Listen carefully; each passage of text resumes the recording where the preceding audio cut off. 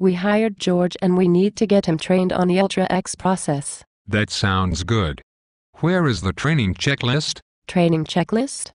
There's no checklist. No checklist? Okay, how do we be sure that we cover everything?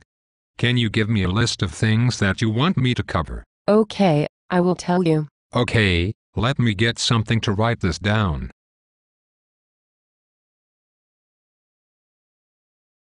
Your training was not very good.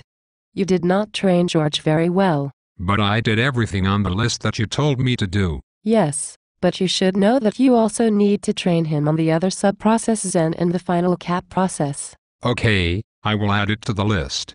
I will train George on it this week.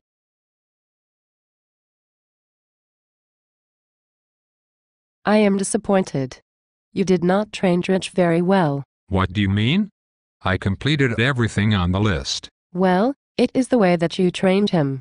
There are some details and subtleties which you missed. Okay, let me update the list.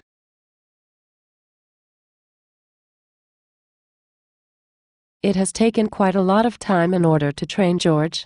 I have learned that it is important to write the training process down and continue to improve what is written down. Now I will need to train Sally. I will be out of town for a couple of weeks. No problem. Just give me the list. I can have Bill train Sally. I tossed the list because I was done training George. In the future we will need to keep this list. Yes. We will also need to write down as many details as possible. Yes, and make improvements to the list in order to make improvements to how well we train new team members. Yes, it would be nice if everyone was on the same page. Yes, always documenting best practices. This would save a lot of money. It seems that we should use this new and working and changing training checklist idea in order to improve our customer service. Maybe we could use it in order to empower other team members to fix the problem that we have with the phone system once in a while. This seems like a lot of work. How about if we just write things down and make refinements on the fly? That is true. We just need to always write down how we fixed a problem, or how we did the training the last time. We can use this as a basis for the next time that we need to fix the same problem or do the same problem. Yes, the way to always improve is to write down how the problem was solved the last time.